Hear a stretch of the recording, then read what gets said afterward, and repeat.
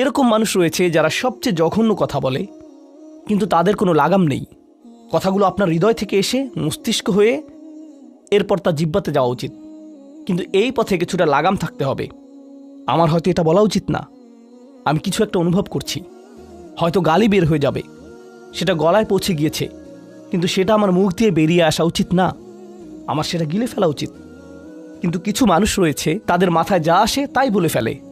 কারোর সাথে আপনার 6 মাস পরে দেখা হলো কোনো একটা পার্টিতে, ঈদের সময় অথবা অন্য কোথাও, হে আসসালামু আলাইকুম, আপনি তো মোটা হয়ে গেছেন, সবার সামনেই।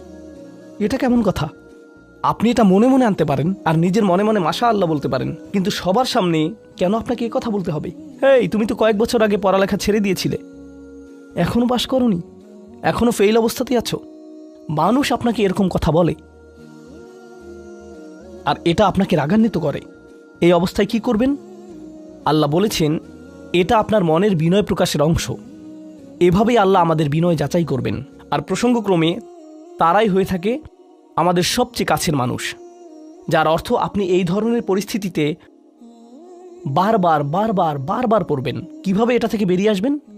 আল্লাহ বলছেন ওয়াইদা খাতাবাহুমুল জাহিলুনা ক্বালু সালামা। এটা দিয়ে কতিপয় জিনিস বোঝায়। আমি এখানে সেই কয়েকটি শিক্ষা নিয়ে আলোচনা করব।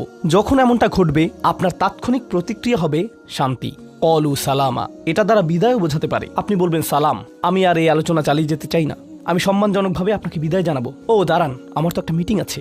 এর বাকি অংশটুকু আপনি মনে মনে বলতে পারেন আল্লাহর সাথে দোয়া করার জন্য, কিন্তু এটা তার কাছে প্রকাশ করার প্রয়োজন নেই। শুধু বলুন যে আমার একটা মিটিং আছে, আর সেখান থেকে চলে আসুন, কারণ আপনি এটা নিতে পারবেন না। তারা সেখান থেকে বেরিয়ে আসে সম্মানজনকভাবে, এটা একটা অর্থ। যখন জঘন্য মানুষ আপনার কাছে আসে, বেরুবার পথ খুঁজে বের করবেন। কোরআন এই সূরাতে আরো পরে যা বলেছে যে মাররু কিরামা, সম্মানজনকভাবে তারা এটা অতিক্রম করে চলে যায়। কিছু কিছু মানুষ আছে যারা এমন কথা বলতে চায় যা আপনাকে রাগান্বিত করবে। তারা আসলে এটা করে মজা পায়।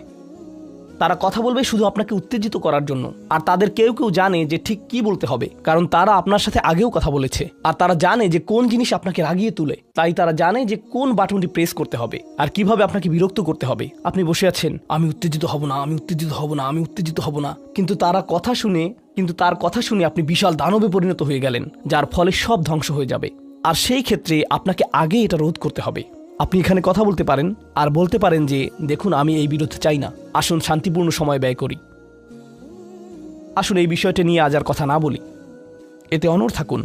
এটা দিয়েও ক্বালু সালামা বোঝায়। আমি আপনার সাথে ঝগড়া করতে চাই না, আমি শুধু চাই আলোচনাটা যাতে কুৎসিত পথে এগিয়ে না যায়।